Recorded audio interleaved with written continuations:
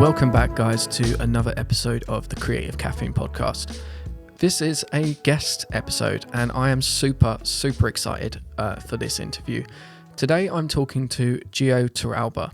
You may not know his name, but you've definitely seen his work. Gio started his career working in Primark and then became the editor for True Geordie, a huge name in the YouTube podcasting space and content creation space. He is now currently the editor for Logan Paul.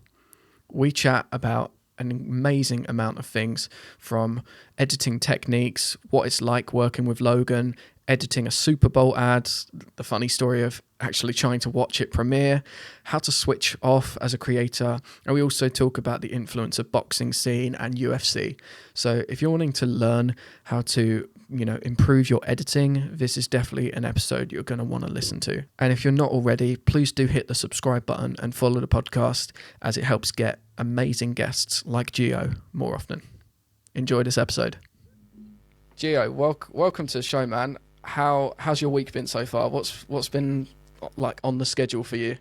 Honestly, the start of the year so far for me has been relatively chill. The last few months of 2023 were really busy, leading up to Christmas Day. I was working on Christmas Day. We were getting out sort of a end of year review video for Logan, so that's something that took a lot of time then. So it's been quite chill actually. I've not had too much on. So yeah. That's good, man. It's nice to sort of slowly ease back into the editing work and having a break from creating. Yeah, I mean, naturally, January is always a month where I feel the most creative. I don't know why. I remember, if you look sort of back to if I think back to sort of previous Januaries through my life, I've always had a creative burst where I've done stuff that for some reason I'm far more creative in January than other months. I don't know what it is. I think it's maybe there's so much going on at Christmas, and in December you're constantly non-stop, that it feels like in January you sat there with nothing to do, and then that's when the creative juices start flowing. Yeah, absolutely. Yeah, definitely. So what initially got you into video editing? What attracted you into the world of editing, whether it be for online content or for yourself as well? So it kind of happened by accident. I never set out to become a YouTube editor, because when I first started editing, that really wasn't a job. There was YouTubers, but YouTube editing wasn't really a job. So I kind of wanted to work in the film industry. So going back sort of years when I was much younger, living in Blackpool, I had a YouTube channel, because this was back in 2008, 2009, YouTube was in its early primitive stages, so anyone could just grab a camera and just make videos and stuff, and the quality wasn't anywhere near as good as it is now. But I had a few failed YouTube channels. I used to like making videos with my cousins, my sister, and things like that. And I've always had a fascination of working in the film industry. I don't really know where that came from. I think maybe watching documentaries and stuff like that about the process of filmmaking is always something that inspired me. And also when you get a DVD of one of your favorite films, there'd always be a sort of behind the scenes featurette. Things like that made me really interested in the behind the scenes process. I always wanted to make films, so I did this fantastic course in Blackpool. Shout out Blackpool Sixth Form Creative Media Production course. It was absolutely fantastic. They gave us so much creative freedom, and in this course I was like, okay, great, I want to pursue filmmaking.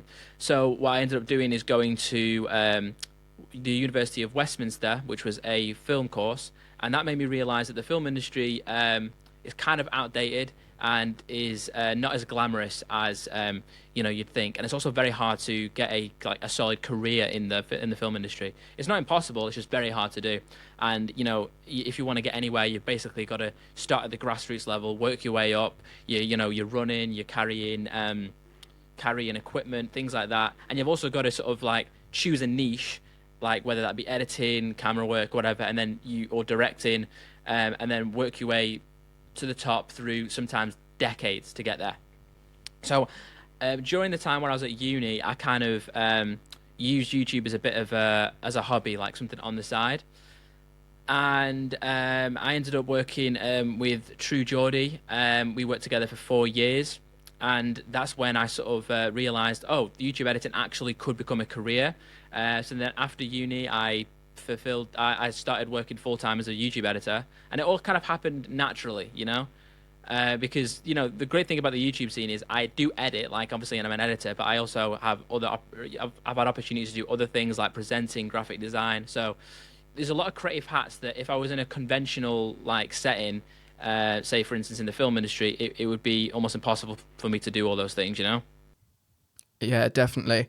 I feel with like if speaking to people who've been in the film industry before and have like left it to go, do online content like YouTube or their own sort of passion projects, that it really is find one lane and stick to it. Whether you're like a sound person, whether you're in lighting, you sort of just have to do that and stick to it until you've made it to the top, and then every day is just going to be the same. Whereas with creating online content for other people, every day is going to be different. Exactly, and that's the thing. That's why I never really like label myself as just an editor, because like luckily for the people that I do work with, whether it's True Geordie, Logan, whoever, they give me a lot of creative freedom to not just be an editor but to like do all these different things. So yeah, I agree. I think that's super important. Like I just like being a creative. In any way that I can be creative, whether that's editing or directing or making graphics, like I take any opportunity I can get. Yeah, definitely. How would you describe like your editing style? Oh my gosh, what a question. It's really hard for me to do because like there's a lot of YouTube editors I look up to. Hayden, for instance, who's Logan's previous editor.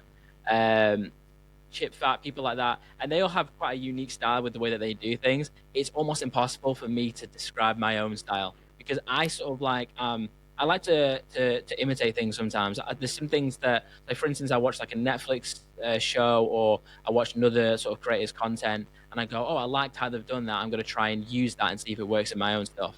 So I kind of like, I guess everyone does this to an extent. I'm someone that's very inspired, so I try and like mimic the things that I've seen that work well.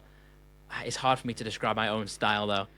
I don't know It is why. quite a hard question to answer, really. With like photographers or videographers, it's easy to like describe like your style. Someone may describe their filming style as cinematic or vintage or and all those sorts of little terms. But describing your style of editing can be tricky because it sort of depends on the project as well.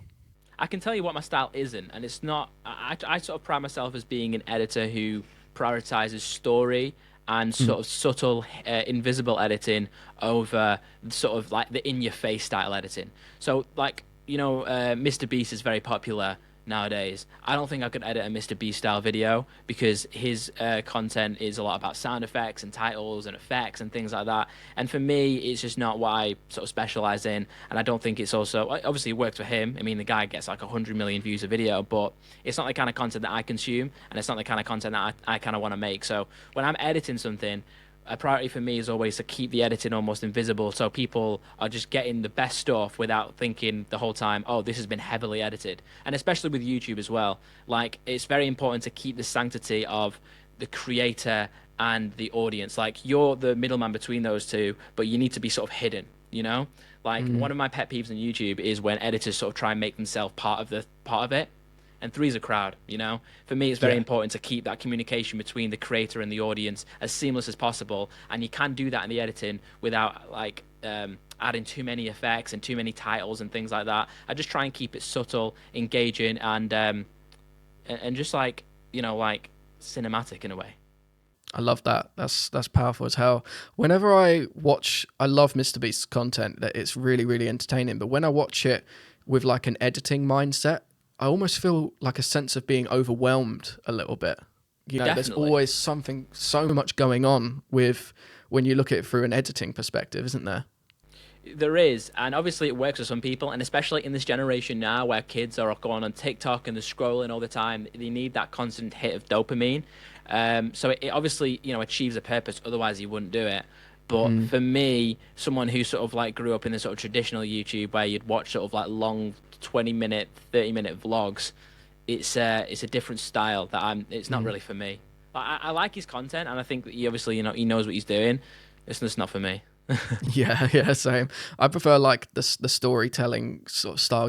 Like early Casey Neistat in his vlogs, where he'd show something at the beginning that sort of has no relevancy until you've watched it all the way to the end, and you look back and think, that makes sense now. Exactly. I feel like sometimes some editors like they just inject way too much into it, and like everything is a transition, everything's a sound effect, everything's a title. And sometimes like I get editors who work for those kind of creators send me their stuff and go, "Oh, can you give me some advice?" And I watch it and I'm like, I don't even know how to advise this because this is just not something that I would like watch. And it's hard for me to, because my honest advice would be remove all the sound effects, remove all that, and edit this in a completely different way. But obviously, it's just like there's no, and this is what I love about editing and being a creative in this space. There's no correct way of doing things. There is. Oh, Mm. sorry, someone's ringing me. There's no That's correct good. way of doing things. It's a you can go like you can edit it. You can edit the same video in an infinite amount of ways. Yeah, absolutely. What are some like specific sort of editing techniques and tools that you've found, particularly helpful when it comes to like your work, whether it be editing for yourself or editing for Logan? So interestingly, I obviously wasn't the first editor to work with Logan. I always looked up to his previous editor Hayden, who in my opinion is one of the best, if not the best, in the scene. Like He the lives guy and is breathes it, doesn't he? he lives and breathes it, and he's just so knowledgeable when it comes to editing. Like I've had the pleasure of like sitting and speaking to him in person like many times, and speaking to him and sort of like trying to pick at his mind about things. And he is very, very, very talented. And when I took on this job, it was important for me to, maintain the sort of style to a degree. I wasn't going to rip him off completely, but at least make it so when I took over from him, Logan's videos still, met the same sort of standard and felt, when you're watching it, when Logan's audience were watching it, I didn't want them to immediately feel like, hold on, this isn't the same thing that we used Yeah. to. Like the quality of the content isn't as good as it once was, or it's just it just feels different. And sometimes you bring on another editor, and it's, a lot of people can realize like, oh, this is so different. So I wanted to make it sort of smooth. So I tried to take a lot of things from Hayden, in the sense of like what he does to with sound effects, what he does with the kind of music scores he uses, and just try to emulate it the best way that I could. And try and have balance it obviously with sort of my own stuff. But in terms of specific techniques, it's hard for me because I'm not the kind of editor that like will sit and plan out beforehand. Okay, I'm going to use a J cut here, or I'm going to use like a 3-act structure. I kind of just sort of do what feels right to me, if that makes sense. And and then usually, you know, me and Logan are very good at working together at coming to a final sort of piece that works the best for both of us, because I have the benefit obviously working with Logan. He knows the style, so it makes it much easier. I think you froze for a sec there, but it's all good. Okay. Because it records remotely, so it won't freeze in the actual recording. Okay, perfect. So you touched there, like working together with Logan. How do you collaborate with Logan in terms of like creative input? You know, bring Logan bringing his idea, you bringing yours, and for decision making when it comes to the editing process. So I feel like it's very important for an editor to realize that they're making content for someone. As much as I, want to get my sort of creative expression of whatever it is across the best way I can, I am not the kind of person that's going to argue with Logan if he disagrees with an editing decision that I've made, or any creator for that matter. So the good thing with Logan is he's very easy to collaborate with, and he's somebody that is he's externally referenced. And for those of you who don't know what that means, basically, like, he isn't somebody that's stubborn on his own ideas. Like, he's willing to take ideas, creative ideas from other people. Do you know what I mean? Yeah. So that's helpful at times, because a lot of times, like, I'll he'll have like an idea, and he'll go, "What do you think?" And he'll take people's ideas, which makes it easier for an editor, and also more fulfilling for an editor, because when you watch back the edit, it's not just a style that isn't like your own decision, if that makes sense. But yeah, working with Logan collaboratively, what he's really good at, one thing that like I noticed immediately straight away after the first project that we did, is he's really good at knowing what to cut out.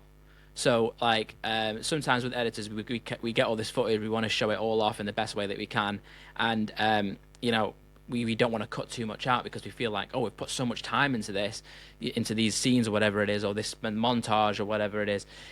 He's really good at going, no, cut these, cut this, cut that, cut this, and then you put it all together, and it's so much better, you know. So yeah.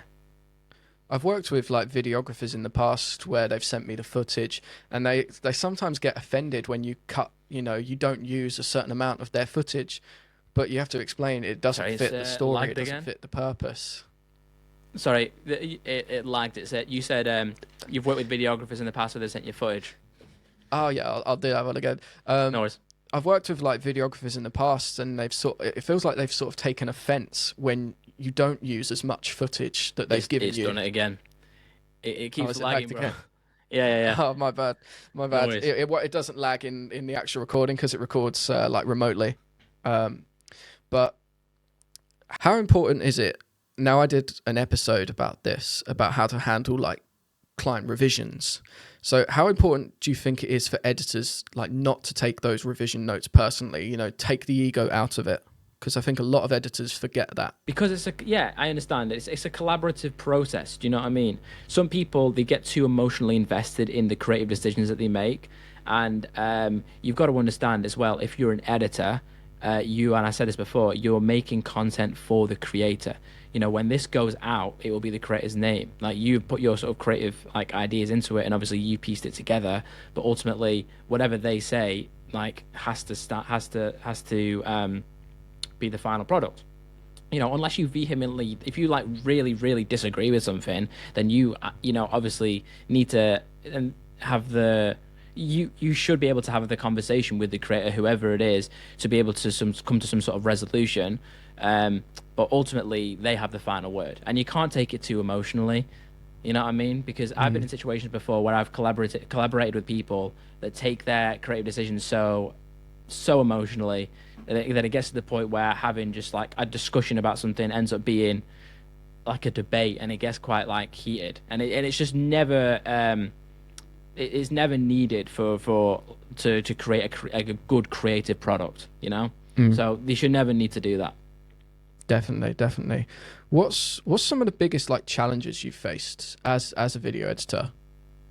So obviously, I'm basically like with Logan. Obviously, he lives overseas, so I work completely remotely. Meaning the room I'm in right now is my office and is my entire workspace, and I don't have work hours. Meaning that I can kind of wake up when I want and I can work until as late as I want. So one big challenge for me, as somebody who just loves working, is knowing when to stop. And sometimes, I got asked not too long ago, like, do you ever like work so much that you feel like you need to take a break? And this is obviously a problem that I think a lot of creative people have. They love the job so much that they don't realize just how taxing it can be, like working hours and hours and hours and days and days and days. So for me, I never really have those moments of like, I need to stop. You know what I mean?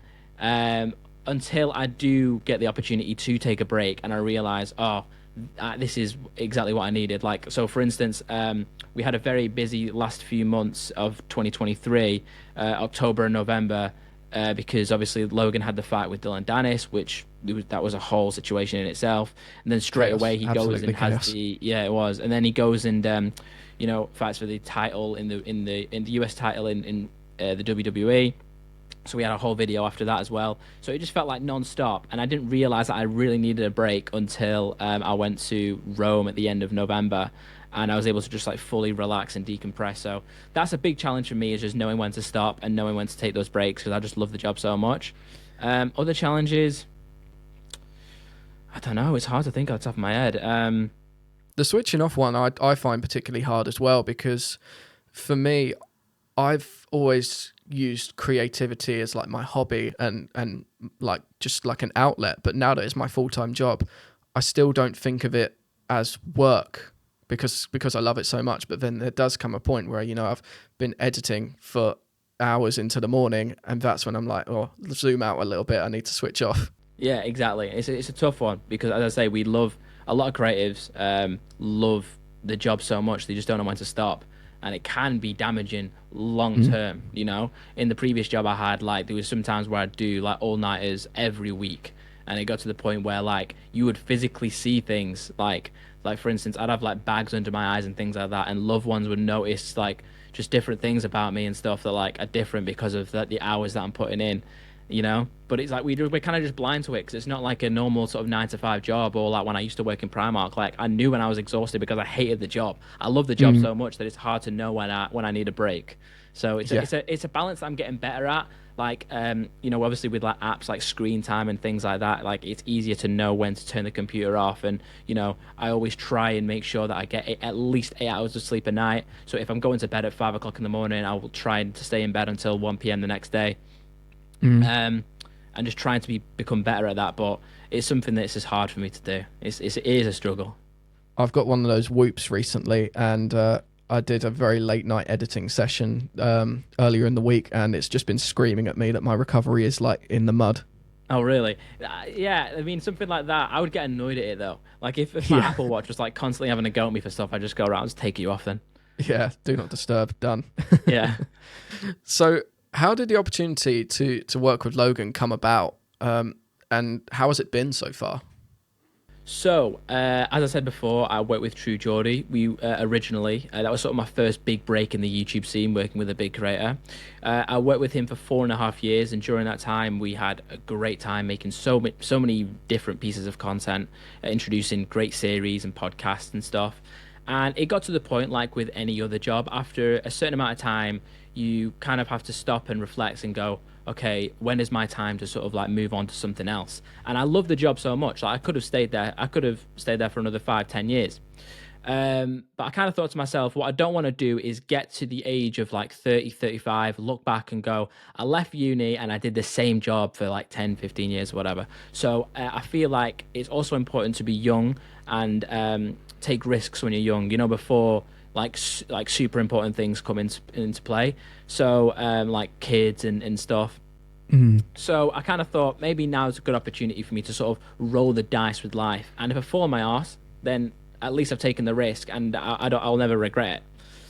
So I sat down with Brian one day, and I basically explained that to him, and he was super understanding, and I didn't really have a plan. So I was telling him, like, I'm going to leave in 6 months. I don't know exactly what I'm going to do, but I just want to roll the dice now and see what happens. And we had a new editor that was like coming in at the time who I was helping train up. You know, I didn't just leave him in the mud, because I was a very important sort of piece in the True Geordie sort of like system. And, you know, it was hard for me to leave. Like it was like hard for me to actually have the conversation with Brian and tell him I wanted to leave. And at that point, Logan wasn't on the radar at all. I actually didn't want to go working full time with one YouTuber to working full time with another YouTuber, because I kind of wanted the freedom to be able to maybe work freelance and take jobs and, you know, as and when, and basically have a calendar that I completely controlled. So the idea of working full time with another YouTuber, it wasn't something that appealed to me. So this was in like the April when I sat down with Brian and told him I wanted to leave. And then a few months later, Logan actually came to our studio, because he used to shoot Impulsive episodes in the UK in our studio with the True Geordie studio, and his videographer Kevin was there, and I was just talking to him just about, like, you know, life working with Logan and stuff like that, and he goes, oh yeah, Hayden's like leaving soon.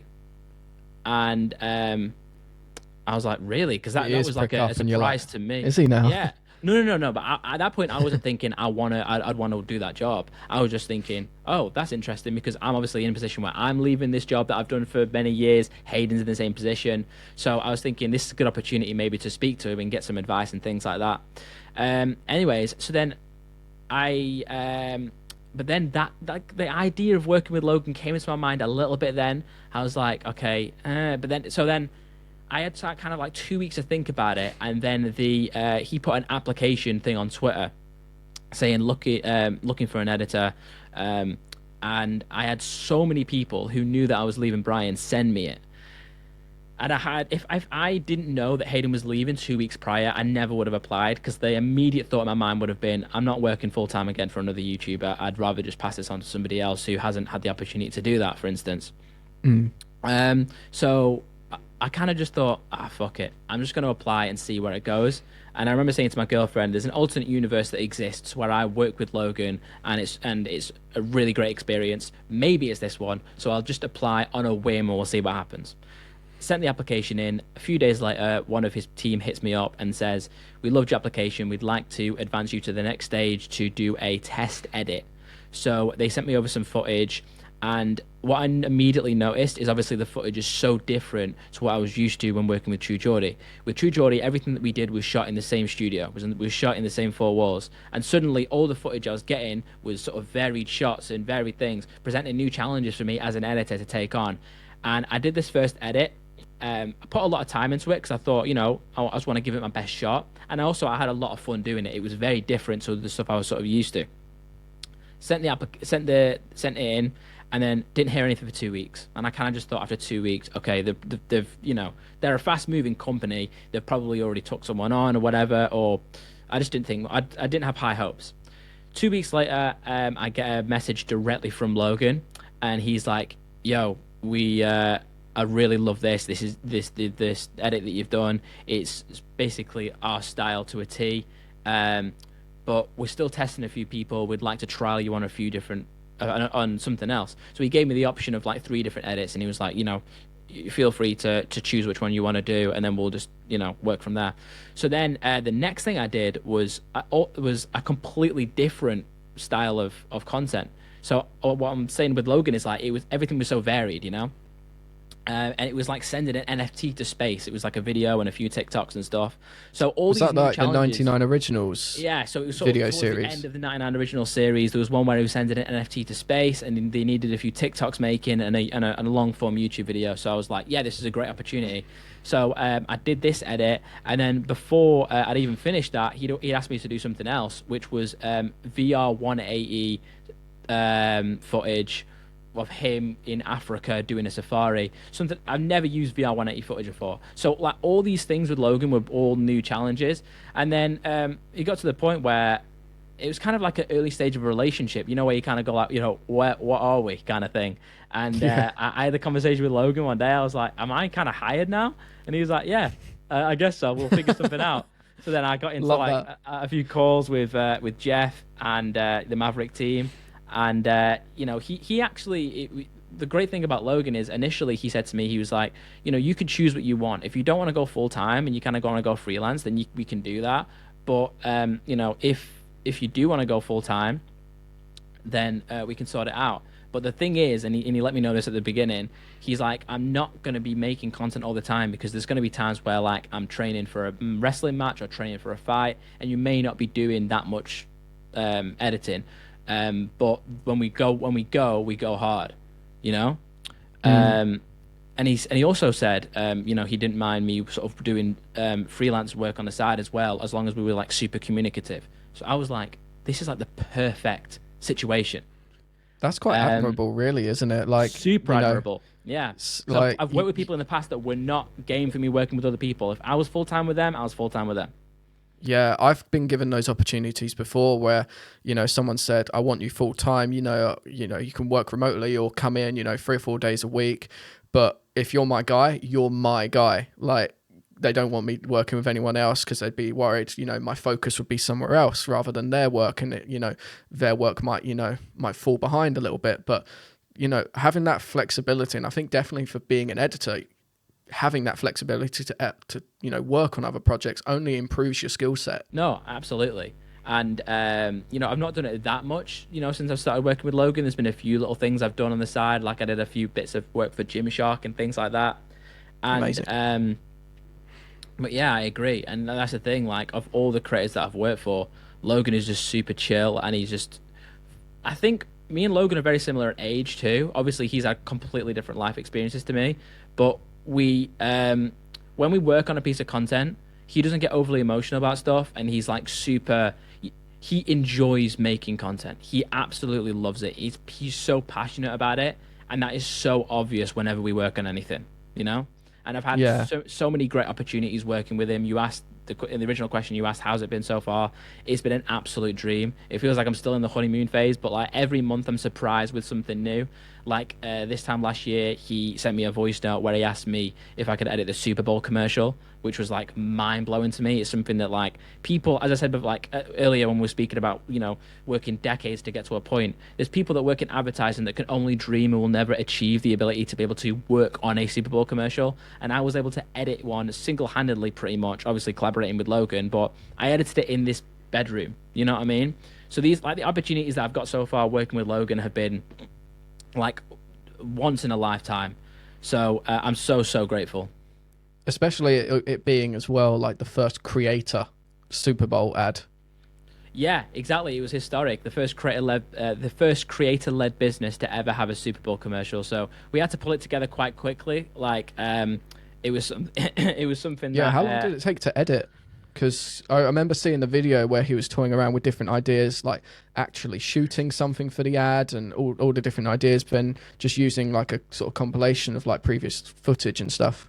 Yeah, exactly. So originally they had a lot of ideas, and there was a lot of brainstorming there. I mean, I wasn't really involved at that stage. You know, I knew that they were going to have a Super Bowl commercial because we mentioned it in our sort of 2022 end of year review, end of year review, and he just sent me a voice note one night, and he was like, "Yeah, can you do the Super Bowl commercial?" And then I was like, "Okay." And then he had the idea of sort of doing the compilation of like the big moments from Prime and just having basically like a little highlight reel of Prime. It was actually inspired by an edit that he asked me to do a few months prior, which was a sizzle that was going to be used at a marketing thing. So he asked me like a marketing thing. It was like a retailers meeting or whatever it was. I can't remember exactly what it was, but basically Logan said, "Can you put together a quick sizzle of Prime?" I put together this edit, and that was like an early version of the Super Bowl commercial because he was really happy with it, and the Prime team are really happy with it. That he came to me in mid-January and was like, "We kind of want to repurpose this for the Super Bowl commercial, but just like do some changes." So all in all, I think me and Logan went back and forth for about 2 weeks because obviously it's only a 30-second ad and we're going back and forth and just changing, like literally frame by frame, changing things around and trying different things out. We worked with like some animators to try different things. We tried things, we scrapped things, and yeah, I was pretty happy with the final result. And then obviously it airs at the Super Bowl, which is crazy. I mean, I had to obviously work with Fox, who were the advertising people. I guess they sort of like broadcast the Super Bowl or whatever. I'm not sure exactly how it works, but they were asking me all these specific advertising details, like I had to have like certain codes and all these different things. And you got to remember, like I come from a YouTube background. I have no idea what they're asking me. So I'm like, okay, I can get you all this stuff. You just need to explain to me what this means. So, you know, I appreciate the patience of everyone over at Fox and all the people that had to deal with me going back and forth, trying to get it all in the correct format to air at the Super Bowl. But we managed to get it to work. And also the same commercial airs around the world at every UFC event, because obviously Prime has the partnership with the UFC. I'm a huge UFC fan, so whenever I see that advert played in the arenas, it's like it gives me goosebumps. It's my biggest career achievement so far. I was literally about to ask you what's been your favorite project, and we'll touch on UFC as well. But has the Super Bowl ad been like your favorite project? And did you get to actually watch it live as well when it first premiered? Great question. Will lead to a great story. But my favorite project, I don't know actually. I don't know if the Super Bowl commercial was my favorite project. Creatively to create, I think one of my favorite edits to do was a video we made called My Boxing Return. And basically in that video, Logan has the win against I can't remember the name of the guy, Ricochet, in SummerSlam, and then he gets on the plane and flies over to Jake's fight.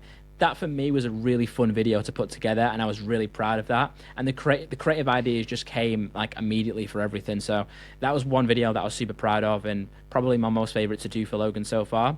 Now, for watching the Super Bowl commercial, we were in France at the time, so me and my partner were in France, and that would have been a fun time zone. Yeah, we're gonna go to a bar and watch the Super Bowl commercial air. Because what time was it? It wasn't that late. It was it aired at like midnight or something UK time or something. It wasn't like 3 o'clock in the morning or whatever. I think so. And, There were a few people live streaming it on like Instagram, at the time, and I remember seeing a few pop up. So what happened was we went to this bar that was showing the Super Bowl, and we realized quickly that they were on a different broadcaster than the main sort of one that all the Super Bowl ads were being shown on. So we were like, oh, we're not going to be able to see it here, so we're going to have to shoot back to the hotel and try and pull up like a stream, because I didn't put any research into how to watch the ad. So what ended up happening was I was just on Twitter trying to find any stream that would allow me to watch it on my phone. And then it was getting to the point where I didn't know what time it was going to air. All I knew was that it was going to air before the kickoff. But I didn't know when that was. Obviously, I don't watch fucking American football. I've never watched a Super Bowl in my life, so I have no idea. And then we're getting near to the time, and then I'm watching this one stream, and then with the official advertisers, and the stream crashes literally about 30 seconds before the ad aired. So I was saying to my girlfriend, I was like, just check Twitter to see if people are talking about it and stuff. If obviously people would be tweeting about it and whatnot. And then my sister texted me saying, what time is the Super Bowl commercial on? And then that's when my girlfriend said, oh yeah, people are tweeting about it now. And then I replied to my sister literally texted me in the 30 seconds it was playing. And I said to her, I was like, right now. And she was like, what do you mean right now? And I was like, it's fucking airing right now. And I didn't get to watch it live. But ultimately, I watched it so many times anyway, so I'm not bothered. I didn't get to see it on the stream on my phone. At that point, you're probably sick of the edit. I don't want to look at the timeline. Yeah, exactly. I was like, okay, I've seen it. I know what it looks like. You know what I mean? So it was a... For me, the Super Bowl, the idea of it being on the Super Bowl is cool, but it's the fact it was shown at the fucking UFC that's way cooler for me. That's the real pinch me moment, With UFC, are you excited for UFC 300, Conor's return? Oh, I believe Conor's return isn't going to be at UFC 300. From what I know, or have heard, earlier or later. June. I heard late June he's going to be taking on Michael Chandler, or what he said will be 185 pounds, which I don't think it's going to happen at 185. But as far as I know, Conor's return isn't scheduled to happen until International Fight Week in June. Interesting, because he posted that video, didn't he, of him, with his drink and talking to the camera. Yeah, which was quite funny. It was funny. I'm a huge fan of McGregor, and I really do hope to see him back in the octagon sooner rather than later. But it's a tough one. It's been a while. It's been a really, really long time. He had quite a weird phase. He ballooned up, and now he's sort of losing it again. He seems to be a little bit more focused.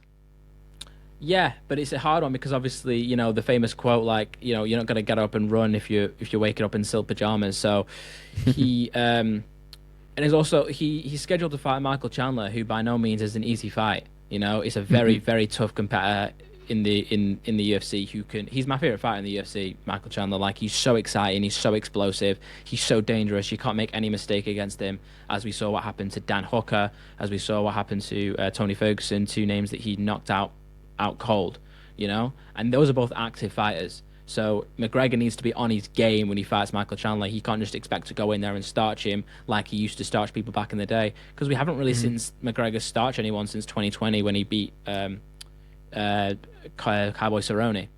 So yeah, it's been a while. It's been a really long time since he's been out of the ring, especially with his leg the way it was. I still can't watch that video. It was horrific. Just get shivers. Exactly. But as a UFC fan, as a Conor McGregor fan, I want to see him back. But I don't think it's going to be at 300, and I don't know who's going to headline 300 now, because it's a huge card and it needs a huge headliner. For me, I feel like they need to put on a big trilogy fight, maybe Adesanya versus Pereira 3 for the light heavyweight title could be a huge fight for 300. But it has to be something that surprises and excites the UFC audience and the UFC fans. Yeah. Something outside, sort of related to UFC. Nate Diaz is fighting Masvidal, but in boxing. Have you heard about that?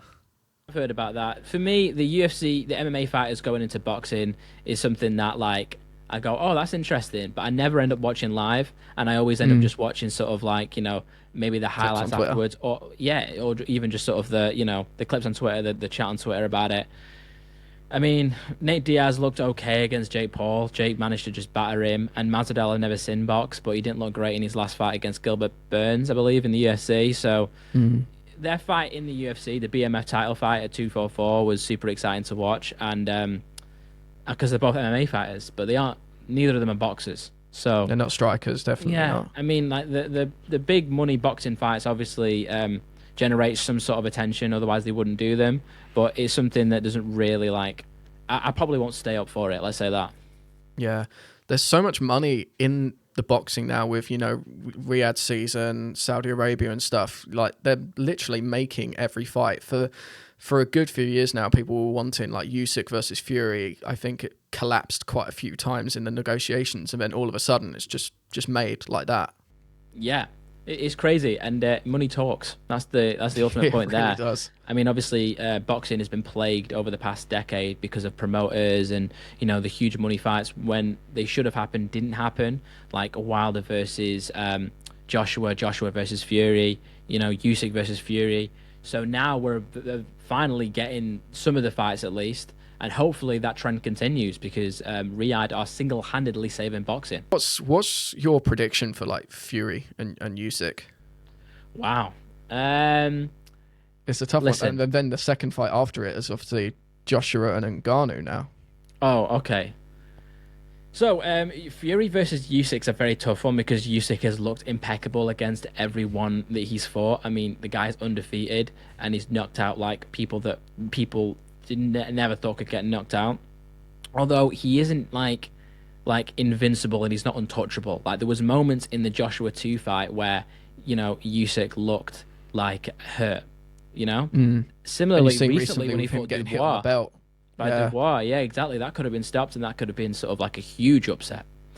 So, you know, Usyk's a very talented fighter. The problem with Fury, although, you know, he didn't have a great performance against Ngannou, is when he's on his game, he is the greatest of all time. He looks so good in the Wilder trilogy, especially those last 2 fights. And if he trains seriously, and I'm sure that he's taking Usyk seriously, especially after, you know, almost getting embarrassed by Francis Ngannou, then I don't see a world... well, potentially. I would lean towards Fury in that fight. I think Fury, you know, when he's on his game, he's just so dominant, and he's also very awkward and hard to deal with, and especially being so much bigger than Usyk. Like Usyk isn't huge for a heavyweight. Like I think he's like 6'2", 6'3". And now we live in a generation where the average height for a heavyweight is like 6'5", 6'6". So, you know, he's fighting bigger guys. But Fury's a giant of men. Like he's 6'9" and is so awkward to deal with. So I think it's going to be hard for him to find shots. But Usyk absolutely can do it. I would just lean towards Fury. And going on to Joshua versus Ngannou, I feel like as much as I love Francis Ngannou, people are getting a little bit over excited about the idea that he's going to now go and beat Joshua because. Although he had a great performance against Fury, ultimately this is championship level boxing, you know? And there's a reason why Ngannou is an MMA fighter and not a boxer. You know, he had great moments against Fury. Fury really wasn't on that night. But I do honestly think, and this is almost crazy to say now, I think Joshua beats Ngannou quite comfortably, if I'm being honest. Agreed, definitely. Every headline that I've seen, everyone's been sort of focusing on the fact that they're saying, oh, hardest recorded punch in like, you know, go in and also knocked down Fury. Those are the 2 sort of things that people seem to be focusing on, but they're not, well, they're forgetting that Joshua's been, you know, boxing since he was young. He's got those years of experience, whereas Ngannou obviously has got those years of experience, but in a different sport. Yeah, I mean, Joshua is a former unified world champion that's been in there with Usyk twice, that has looked impeccable against his last few fights, against Hellenius, against most recently a fantastic performance against Otto Wallin. Incredible. You know, he's worked his way through the amateurs. You know, he is devastatedly beaten people, and the only person he's not managed to beat is Usyk. So the idea that Ngannou can just go in there and just sort of flatline him, it's not impossible, but it's very, very, very, very, very unlikely. And Joshua also has now, was it 10 rounds he fought Fury with? 10 or 12? I believe it was 10, right? 10, I believe. Yeah. So he has 10 rounds of data of how he boxes. Because before that, we were kind of in the dark of what Ngannou's style was going to be. It was kind of a surprise. It's no longer a surprise anymore because he had 10 rounds with Fury. And in that time, he probably showed a lot of mistakes that Joshua, working with Ben Davison, his coach, is going to be able to take advantage of. And if he makes the right adjustments, he's going to be able to easily beat Ngannou, in my opinion. Definitely. Yeah, that's my prediction as well. With I've been loving Misfits. I've been to a few of the events. It's always a good atmosphere there. Something always happens at Yeah, like you cannot switch off for a second. I remember when KSI fought Fournier, I was literally scrolling on my phone and then suddenly Chase Demore was trying to start a fight with someone, and it's always just chaos. Yeah, it is crazy. It's crazy. I do love the Misfit scene, though. As somebody who has supported the YouTube boxing scene since the beginning, back when I was there when Joe fought KSI at the Copper Box, there when KSI fought Logan Paul, seeing the growth of it and seeing we're at the point now where all these creators are changing their life pretty much, like getting in great shape, getting in the ring, learning the discipline of fighting. Like, I think all in all, for the most part, it's actually a really good thing. And, you get a lot of sort of boxing purists that have a go at Misfits and, they complain when it's like being advertised on DAZN. But there's clearly an audience for it. And also, like, I feel like it's also bringing a lot of young eyes and good, new, sort of fresh attention to boxing. So I think it's only good, Absolutely. I film, I go up to Liverpool every so often to film for a client. They have a boxing gym up there.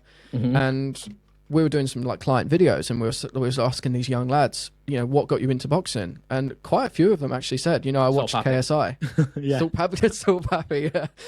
Yeah. I mean, look at his glow up, like glow up of the century. Absolutely. But a lot of them were saying, I watched influencer boxing. I watched KSI fight, and that's what got them into it. Absolutely, and it's great for the industry of boxing too, because the DAZN are smart. They know if they're getting all these young people to pay £20 a month, they're not just going to sit there and watch the Jarvis fight. They'll probably stick around and watch maybe other things that are advertised on there too. So I think it's great for the sport of boxing, but people have got to understand it isn't the same as it's boxing. not pro boxing. Exactly, and sometimes the boxing purists can get a bit heated about it, but ultimately they're in their own different lanes, Yeah, definitely. Do you see any of the like crossover boxers, like the YouTube boxers going pro? For me, the obvious sort of standout for that is Dean the Great. I could definitely see Dean the Great. Even just having like a very sort of early undercard on a pro card. No, absolutely. If that's something he wants to pursue, I'm not actually too sure about what sort of Dean's sort of influencer side is. I don't know. I'm not sure where he makes. A lot of these influencer boxers, I only know them as influencer boxers. I actually don't know what content they kind of make separate to that. I think Dean is very, very talented, and we've seen him obviously in those amazing fights against Waleed. But in both fights against Waleed, he has moments where he's been hurt. And obviously Waleed is no influencer. Few rounds of their last fights, he was getting rocked quite a bit. Yeah, and obviously he got knocked down. Was it several times in the first fight? Quite badly. So Waleed is also not just an influencer boxer. The guy's a former Golden Gloves fighter. He knows how to fight. I agree. I think there is definitely some talented people in the crossover boxing scene that could definitely go to pro. But at the same time, like as we've mentioned before, sort of keeping these sort of worlds separate, like I don't feel like there's any sort of influencer boxer that's going to be able to go and start winning titles in the pro ranks. And I think sometimes, maybe we just keep those things separate. Maybe Jake will do it, though. You never know. Jake might go in there and start winning a title if that's what his mind is set towards. He's very determined. He's very, very determined. He's coming for Canelo. He's going to beat... he says he's going to be world champion. But the old saying goes, in order to beat Canelo, you must beat Tommy Fury first.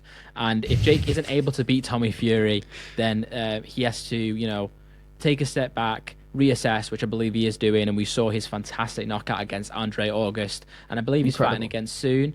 But he lives and breathes the lifestyle of boxing. Like, I don't know Drake really, but I speak to his team and people like that, and I understand that like he just dedicates himself completely to another level. And I've heard obviously Logan speak about the hard work that Jake puts in. So I don't want to say there's no chance that he's going to be able to find success in, pro boxing, but he definitely has to put in the years. He's not going to be able to do this in the next 2 years. Like, that's going to be a long, maybe like another decade of work. And he's only still young. Jake's only 26, I believe. So, you know what I mean? You have to admire it because he's thrown everything into it. Yeah, exactly. He's stopped absolutely everything. Obviously, he's doing his stuff with the PFL, and he's bringing up other fighters as well. But whether you like the guy or not, he has actually just put everything into his boxing. No, absolutely, and obviously he's doing great things, as you mentioned before, about bringing up the likes of oh my gosh, what's the name? And Manu Serrano, yeah, and like other fighters, taking them under his wing, his work with charities and stuff, advocating for fighter pay, which is something that's super important too. He is like revolutionizing the sport in a way, and helping bring sort of a lot of young guys to the sport, and he's doing a lot of good things. So yeah, I'm very happy with it. You love to see it. Would you ever want to commentate like a fight, call a fight? I don't know. I don't think I'd be a good commentator because I get too overly emotional and invested in these things. I've done a few sort of live streams with True Geordie back in the day. We had a show called The Knockout, which was a live watch along for boxing. And as soon as like a knockdown happens, I'm just all over the place. So I don't feel like your chair and stuff. Yeah, and I'm also the kind of person that's never actually had a sparring or boxing match before that starts like shouting out things like they should be doing when I really have no idea. So I feel like that sort of like frustration may come across in commentary too. So I wouldn't be able to sort of calmly articulate objectively what's going on. So therefore, probably not, no. But I mean, I just like going to the events. I've made a few friends sort of in the crossover boxing scene. So, going there to support them, seeing them fight. And I'm a sucker for the storylines too. I loved it. I was there in Newcastle when they announced Salt Pappy versus Slim for the Prime card, and they had Salt Pappy in the ring, and they brought out Slim. That sort of WWE aspect of it, whether they're real or not, I love the storylines. I love the mystery opponents. I love the tag teams. I'm not a big fan of the other gimmicks like the Survivor Tag and things like that. But for me, influencer boxing, the heart of it is the storylines and the tension that builds up over time. Even though I didn't love, obviously, what Dylan Danis was doing with Nina and stuff, when they were both in the ring about to fight, my heart rate was at like 120. Like I was just stood there. Like those kind of moments is what influencer boxing is built on. So hopefully, 2023 was a great year for crossover boxing. Hopefully we see more of that in 2024 and more sort of stars being made in the space because they need them at the moment. They're struggling and some great storylines too. The good thing with 2024 and latter part of 2023 so far is Dylan Danis has been very quiet on Twitter. I noticed that actually. The other day I went and checked his Twitter and he hadn't tweeted for like a month, but then he put something recently. I think he shared a photo of Nina or something. Yeah, it's a rough one with Dylan because I feel like he was blinded by the quick success that he got, and all of his actions were validated by the likes and the retweets and things like that. And he definitely took it too far. And without doubt, it was a rough situation to be in, especially being part of the Logan camp, because there was a little bit of frustration from my side too, because like we didn't really know how to attack it back. When I say we, I mean, I didn't really know. Like, I was kind of sort of talking to Logan about it, like, what should we do? Like, should we, go after him in the same way? Should we go after, like, people he knows or whatever? And obviously, Logan was very level-headed about it all. And even though that he was getting, like, hounded every day by people on Twitter because of what Dylan was doing, and obviously Nina was getting a big part of that too, when she, by the way, was nothing to do with it. Like, she had said nothing to Dylan at all. Never mentioned him in a tweet. No need to be in the conversation. Not at all. She stayed silent throughout the whole thing. Brought into it without her permission, without anything. So it was a rough situation for me to be in at the time because I was like, I was annoyed. I was like, we need to come back at him with A, B, and C. But I think like the approach that we took in the end was probably for the best. And also what Logan did was manage to beat him up so badly over the course of those 6 rounds or 8 rounds, whatever it was, that whenever Dylan tweeted after that, all the replies were just memes that we'd made, or like the still of him just getting battered in the ring. So the black eye, swollen face. Exactly. Like we made the cake, and he looked exactly how the cake looked in the end. So I think we were happy with that in the end. I love that. To close off, man, it's just been that's all good. That's all good. To close off, like circling back to editing, a lot of people who listen to the show, want to get into creating. What's like one piece of advice you'd give to your fellow creator? Don't be afraid to fail. I think that's the biggest piece of advice. Like, you kind of just want to be consistent, and even if things don't look great or you can't achieve them straight away, like I have made millions of bad edits, and you learn from those mistakes. You learn from making those poor choices. So don't compare yourself. I think actually that's probably the best piece of advice. Don't compare yourself to people straight away. Just try and make things that evoke an emotional response, whether that's make people laugh, make people cry, make people angry. Just try and make something that like evokes emotional response, and just don't compare yourself to others straight away, because it's a process like anything. The more you do it, the better you get. So I hope that's good advice. I love the saying of your first videos are your worst videos. Exactly, bro. My first videos back in the day, I can't even watch them now. I just cringe at them. But one last question as well. Yep. How much do you love getting asked to change the music? Oh God. Yeah, it's not actually happened. You know what's funny? I think Logan, in my entire time working with Logan, I think he's never asked me to change the music on a video. I think it's only been on sort of like TikToks and things that we've made. So he usually is pretty good with letting me choose the music, which I'm glad about. Love that. Well, Gio, thank you so much for coming on, man. It's been really, really epic to chat all things creating That's been good. and fighting as well. Yeah. Thanks for coming on, bro. No worries. It's been a pleasure.